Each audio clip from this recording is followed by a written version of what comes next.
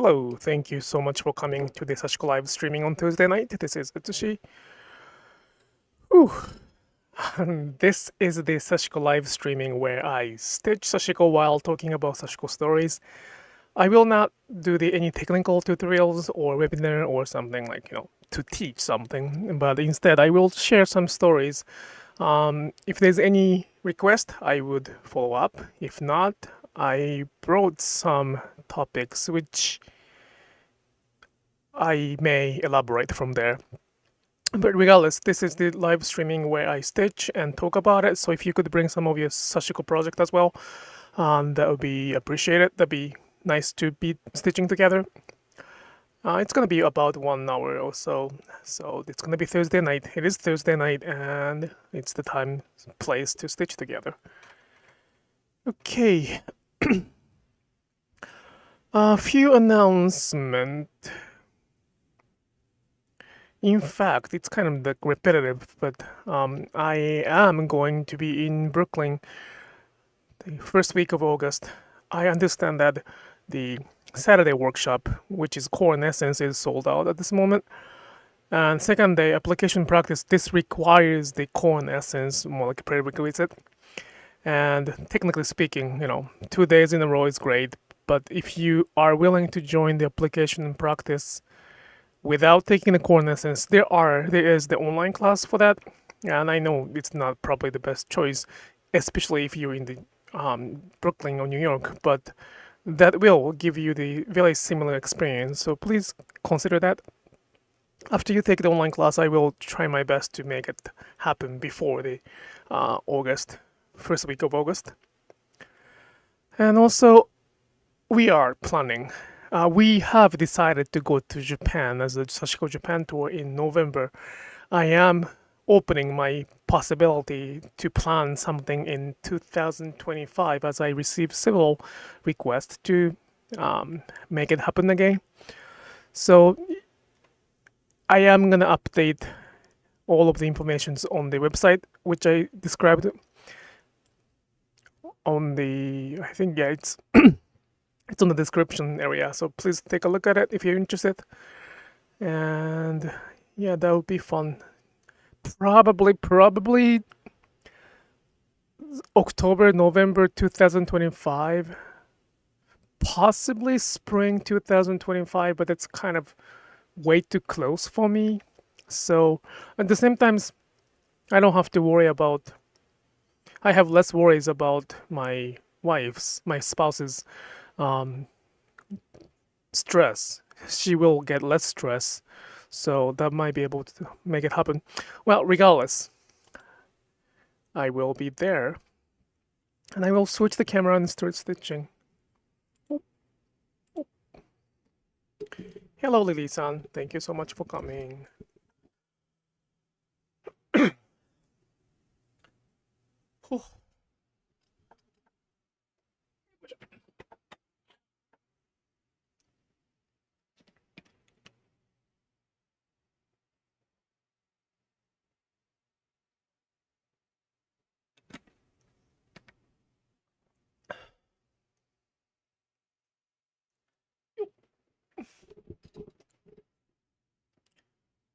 What was I gonna do? Yeah, this one is something I gotta do. Give me.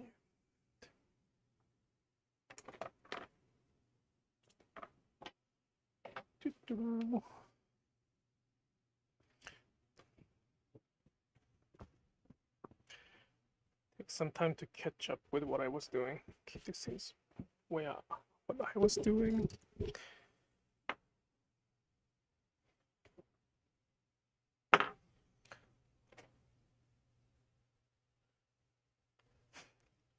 リリーさん今日今一人かもしれない。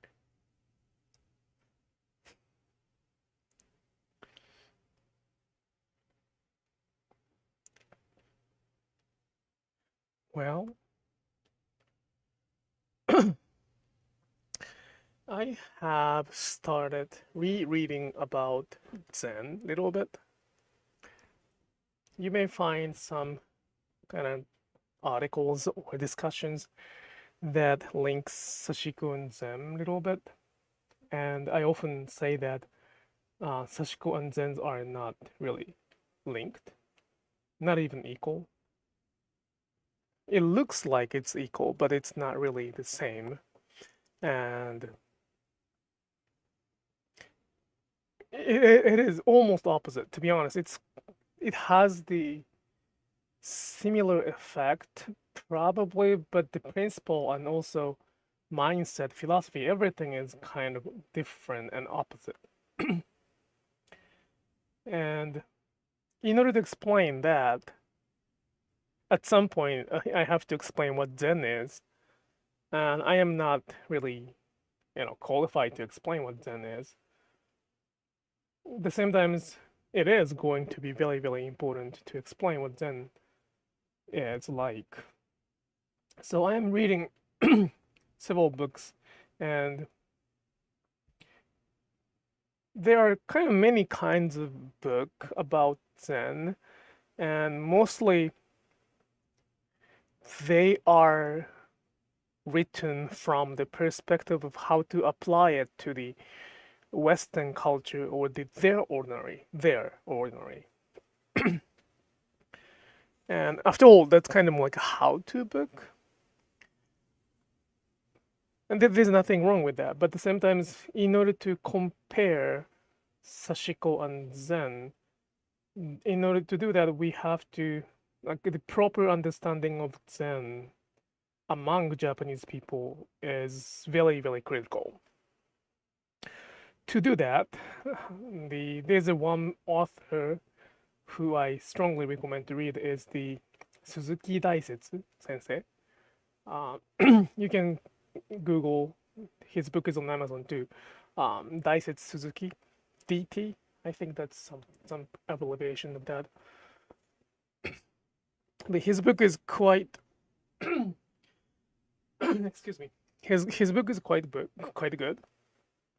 And he is the Japanese Zen monk, and he studied in the United States, and he stayed there, and then he wrote many Zen book in his own word in English.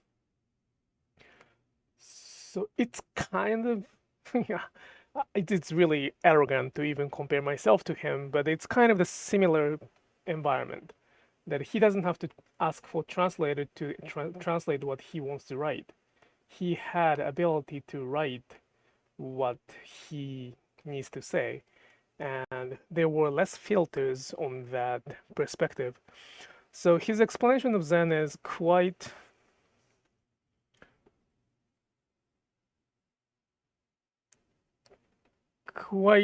vague. At the same time, that is what Zen is. Like, it kind of has to be somewhat vague. And I don't want to say like you're gonna read it, then you will understand what I'm talking about. It's not like that, but at the same time, reading his books would probably open up some of the understanding of Zen and why I say that Zen is not linked to Sashiko so strongly.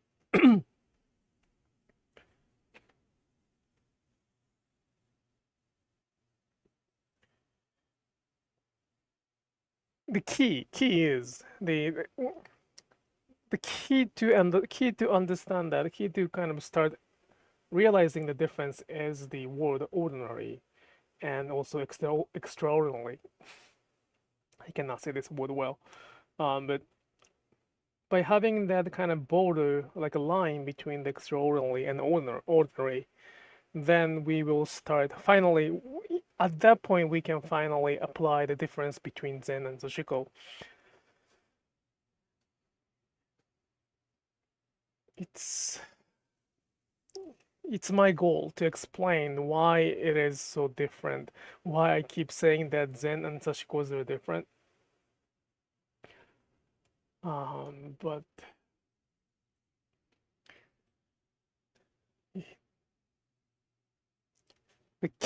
the difficulties I'm experiencing is that if I were to explain what Zen is, it may sound like the Sashiko introduced in English.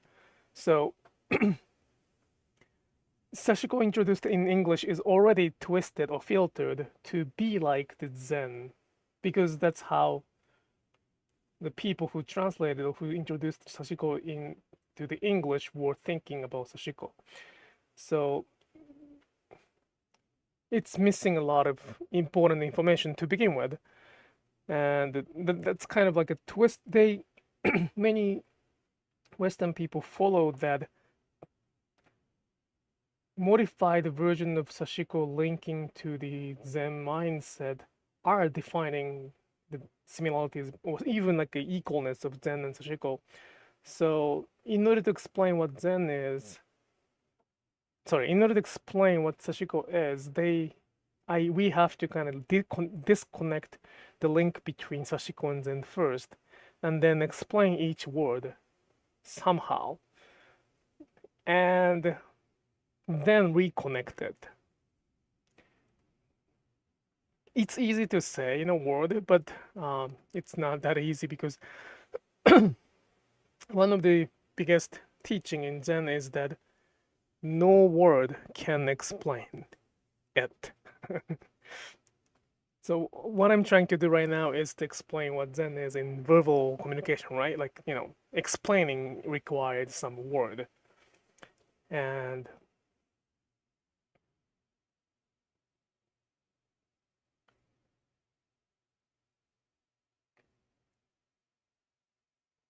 but Zen says that no word can explain what Zen is. So you have to kind of experience it. You have to learn by doing it. And that is the one part that Zen and Sashiko has similarities. It is the same that Sashiko, in order to understand what Sashiko is, one has to really, really stage too. So that is the similarities, but there are similarities, yet there are differences. And one of the differences are the ordinary and extraordinary. But because that the Zen teaching says that there is no word to explain what Zen is, it's challenging. It is really challenging, and then he is the one who challenged that, and that's why I gotta read more and then learn how to describe those things in the word that I can communicate in English. That goes to many other Japanese culture too. There's a reason that, like, when we just focus on the technique or knowledge, some of the Japanese culture are very idiotic or even silly. Some of the training, some of the teacher-student relationships are quite inefficient or even unreasonable.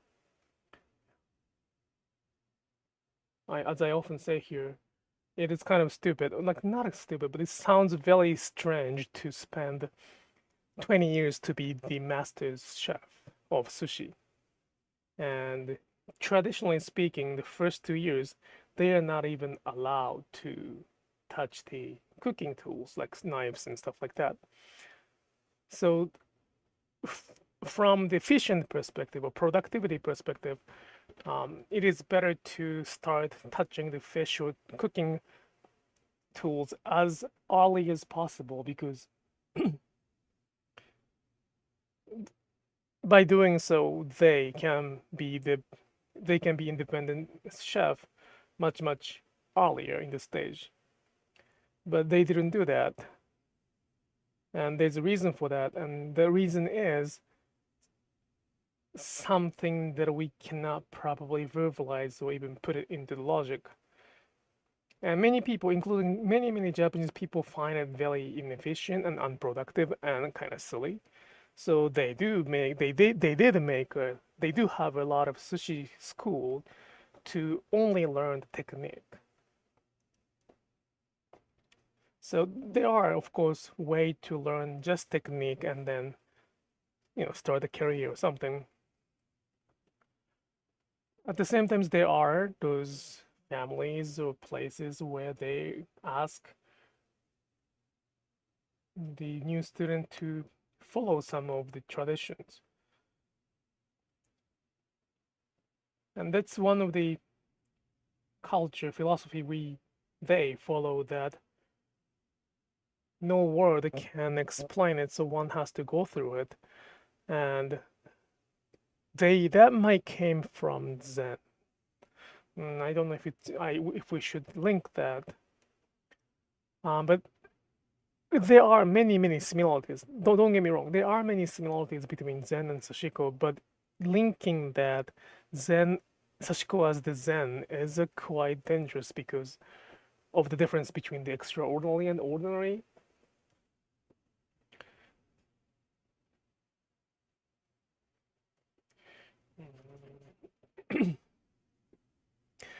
This will probably cause some misunderstanding, or that this might not be the best.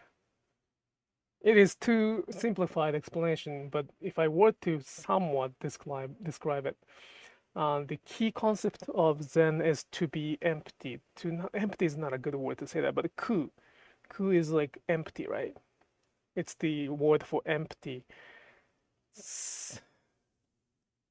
So by going through those practice, the purpose, the goal of Zen is to empty. As you probably know, the goal of Sashiko is opposite of being empty. It's filling.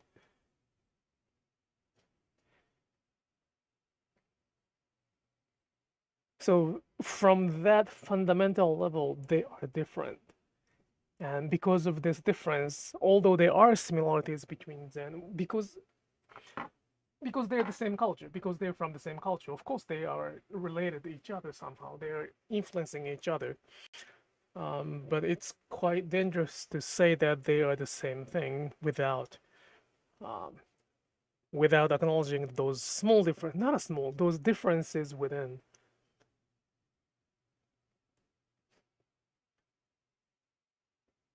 I think what I'm trying to say is that the current trend of Sashiko and linked to kind of Zen practice is that they are only focusing on the similarities, and they're either intentionally or unintentionally they are ignoring the difference, and that's gonna be a little bit of a problem because that will repaint the culture.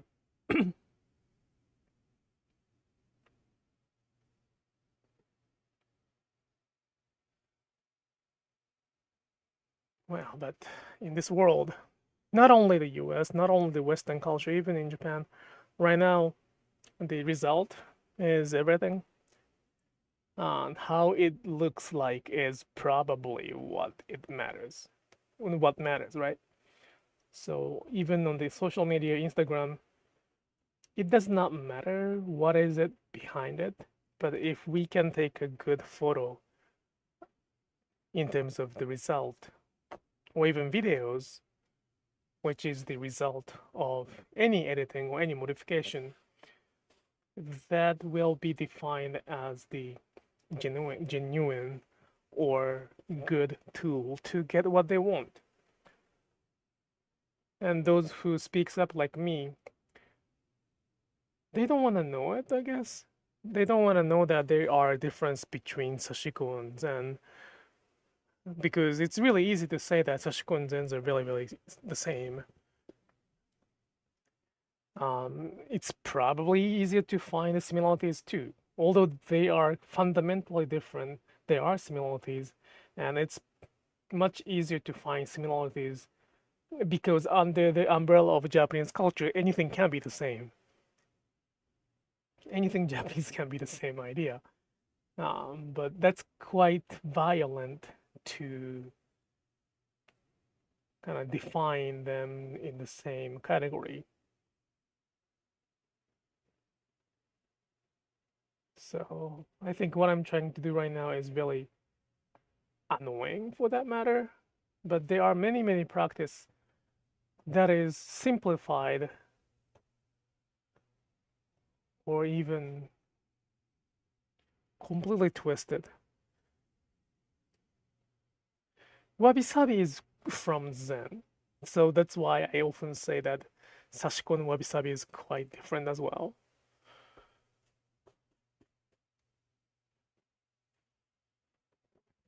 Yeah, Sashiko and wabi-sabis are different too.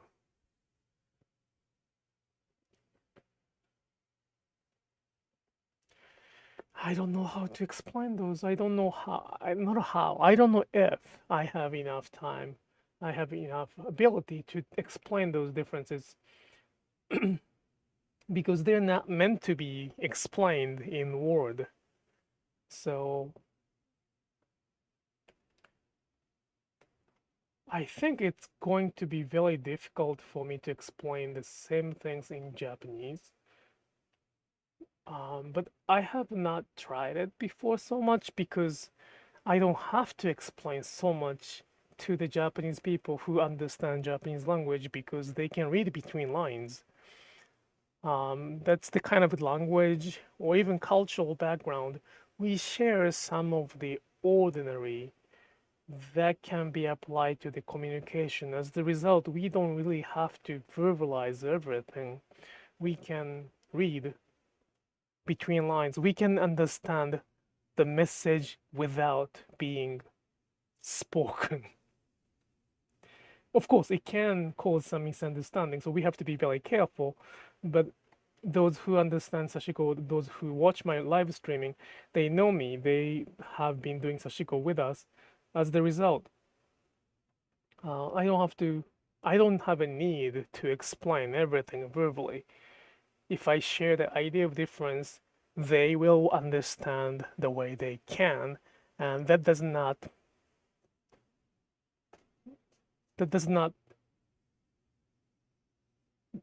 be contradicting to what I try to explain that much. It's not gonna be exactly the same, but it's not gonna be that far. In English, though, because it's not possible to ask or expect others to understand or expect to read between lines because that's not the culture. That's not how I'm supposed to be communicating. So if I cannot verbalize it, then that's kind of my problem that either I don't have ability to do it or I have to accept the result of not being able to share the word and not the word not being heard. That's why I write so much Instagram post. That's more like a social, not a social. That's my personal challenge. One is the English issue. My English is not really well so sophisticated. Um, I didn't go through the Americans' educations. I went to the college, but I was in business, so I did not have to go through those like later the linguistic or literature practice or those educations. So my English ability is limited. One day though, one day I hope I can explain those things.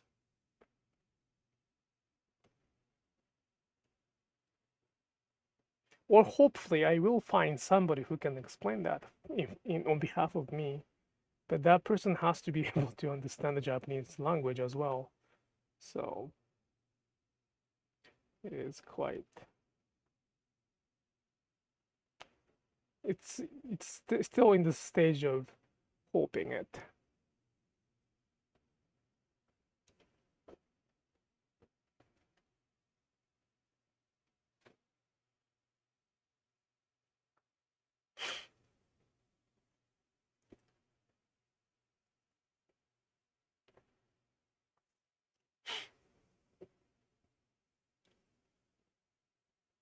Wow, wow, it's so humid. Like I in a Japanese live streaming, I say it's very, very, very, very hot.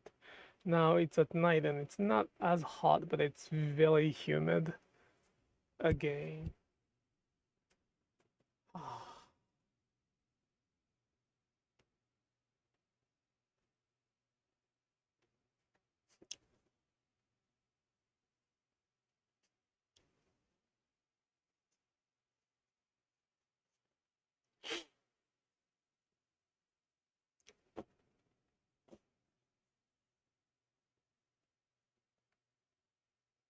You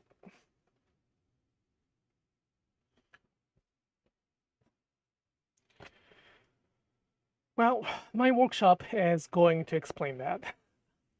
My workshop will explain.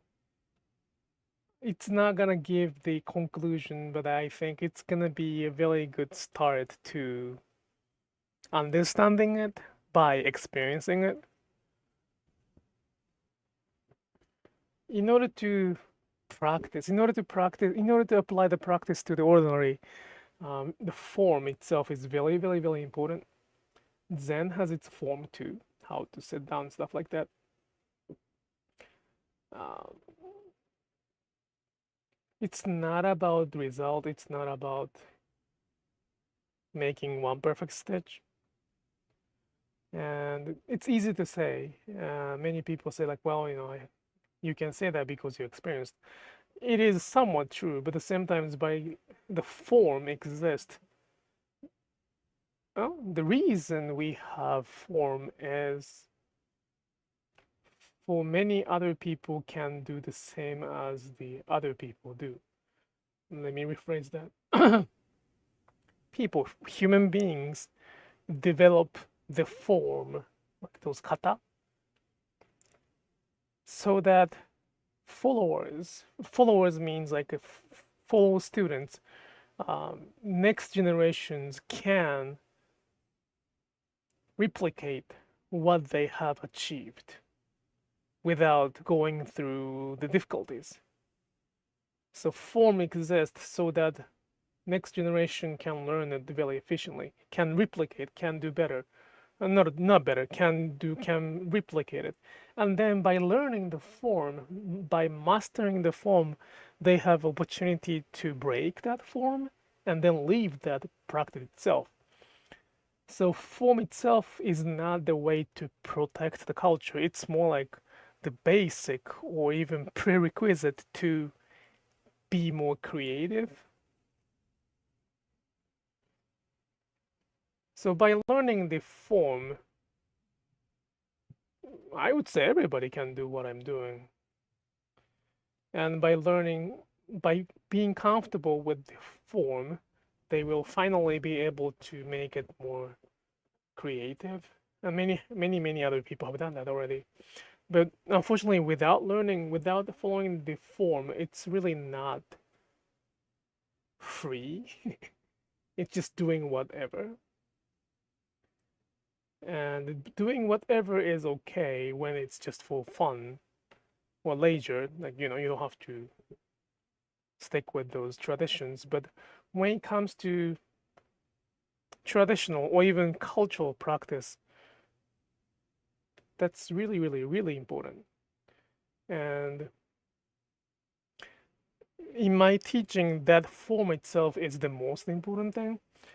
And everything else I offer is more like how to apply the form to get used to, get more familiar with the Sashiko itself.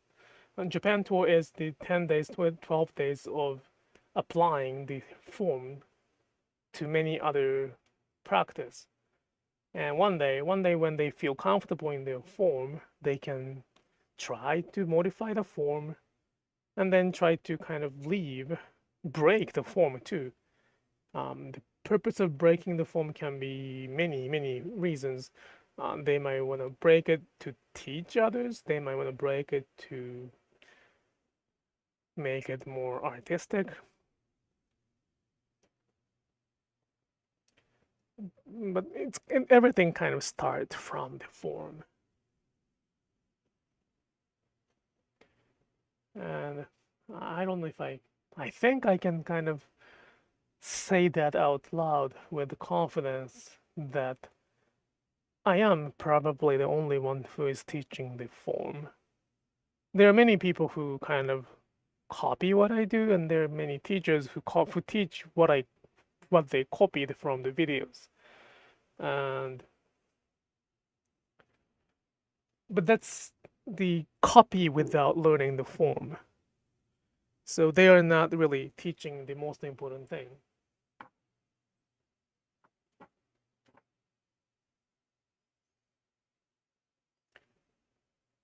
So I hope many people will join my workshop to learn what the form is first, and then after learning the form, everything else is more like matter of time.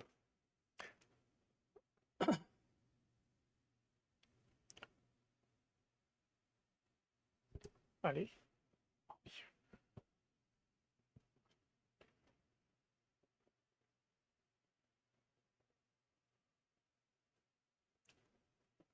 Hello.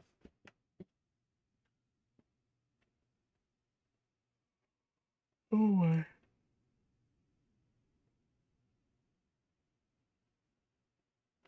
Those heat. Sashiko is not, well, historically speaking, Sashiko was not a form of stitching in the summer. It's not meant to be done in the summer. And there are a few, of course, practical purpose that I'm covering myself with this much fabric and thread. Of course, that contains the heat.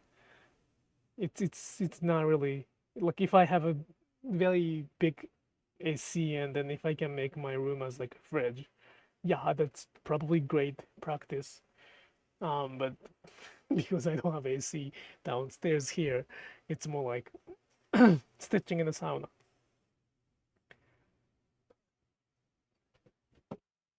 So it's not Sashiko is not meant to be done in the summer, and that's more like a practical purpose. It's difficult. It's impossible. Not difficult. It's just doesn't make sense. But historically speaking, though, Sashiko was done by mainly women in the either fisher wharf or peasant village, mainly like farmland or mountains with farm, like not a farm, mountains with the oh, hatake field, not a field, crop field, I guess that's what we say. So Sashiko was a practice. Sashiko was stitchery done by the women, mainly women in the cropland, farmland. Well, their main job was to make crops, agriculture. Sometimes it can be fishermen. But anyway, when let's say that their main occupancy is the agriculture, summer is one of the busiest day. Summer is one of the busiest season for them. Uh, and they didn't have much machinery back then. There's no, that's way before the Industrial Revolution kicking into Japan. So there's no engine, I believe. I don't think there were engines like those, ah, not a locomotive, but steam engine kind of thing. So everything was pretty much manual. So the work job, the labor was unlimited. They didn't have time to stitch. In my understanding, it's just imagination. There's no documents for that. There's no farmers who complain that they didn't have enough time to stitch. I don't know if they. I don't think there's any documents like that. I have never read. I have never seen that. So it's only the imagination, but it's probably the truth. They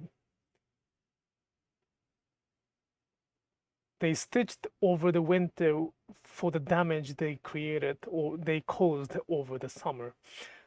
Of course, if it's necessary repair or necessary stitching for the making fabric stronger, then probably they have done it in the summer. It's not like they cannot do it in the summer, uh, but in normal occasion, that was Sashiko was mainly not mainly Sashiko was the stitcher in the winter. So historically and practically, this was not me stitching in this heat of central Pennsylvania in the middle of July was kind of unexpected in the big picture. So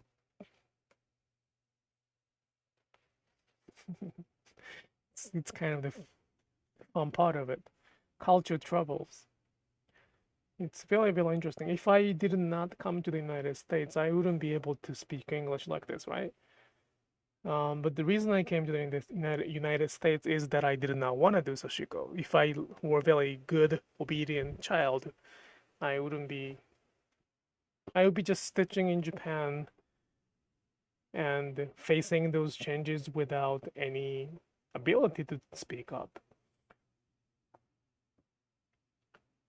It's kind of not a meaningless, but very, very, very weak if I speak up in Japanese because even now, although my voices are in English, they choose to not to listen. Imagine that my voice was only in Japanese. They don't really. Some people may listen. Some people may invest their time and more sometimes money to translate that my Japanese word to their own language. But it's more depending on the luck. So it is really, really interesting that that's why I sometimes say that I feel sometimes this is the mission for me, life mission. I don't mind being just Stitcher, but at the same time, considering what I received and considering what I have right now, I think sharing this is sort of my mission to do. I am kind of meant to do this. I was meant to be here in the United States sharing what Sashiko is right now.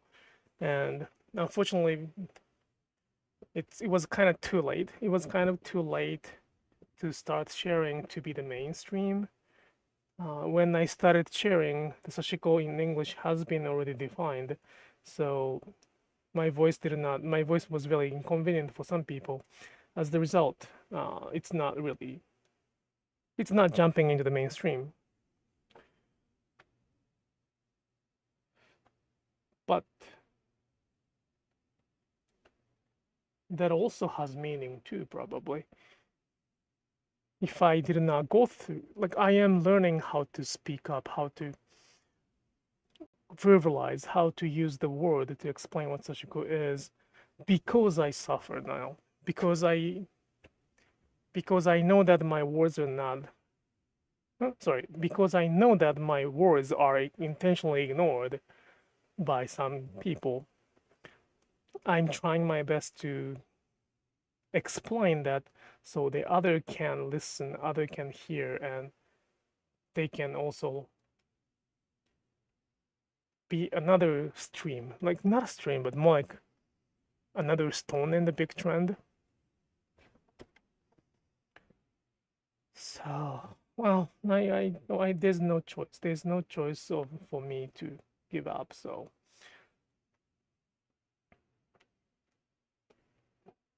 I used to consider that introducing Sashiko in English as the extraordinary things to do. I had a dream about 2010, 2009, 8, before that, to introduce Sashiko in English. That was my dream. It's right, whatever happening right now was my dream. Just it's really missing a lot of important information. So it was something impossible for me. It was something very, very, very extraordinary to me to do. But thanks to the I don't want to thanks to the difficulties, but it is thanks to the difficult. I don't like the difficulties. I want to make sure if there's a way to shortcut, if there's any to make it easy, I would follow that. But because I have a difficulties right now, thanks to these difficulties, I am learning something. So,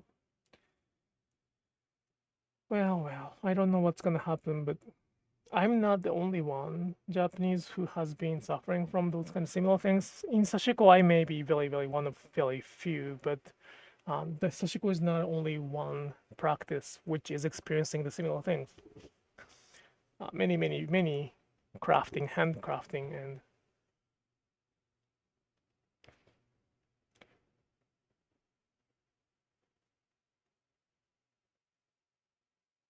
my goal is to be somewhat influential in this category so that I can help others too. At least, like, this is something like I probably have to keep saying that. Wabi-sabi is not what you think it is. If you think that you know what wabi-sabi is, please go back to the books you have read and then reread it and more and read it. And if you can explain how it got to that wabi-sabi in English, like the process itself, then we can talk about it. But it has become something else. Okay, it's a little early today. It's like for only 40 minutes. Sorry, the thread runs out and I'm extremely hot today. I may need to get an AC at some point. I don't want to, I don't like it. But, well, I will find out. I will see what I can do for the next week too.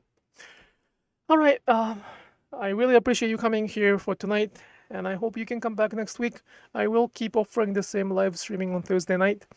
If you have any questions about the cultural Sashiko stories, please leave the comments. I will follow up on that as the theme. And if not, I hope you enjoy Sashiko stitching, and I will see you next Thursday. Bye bye.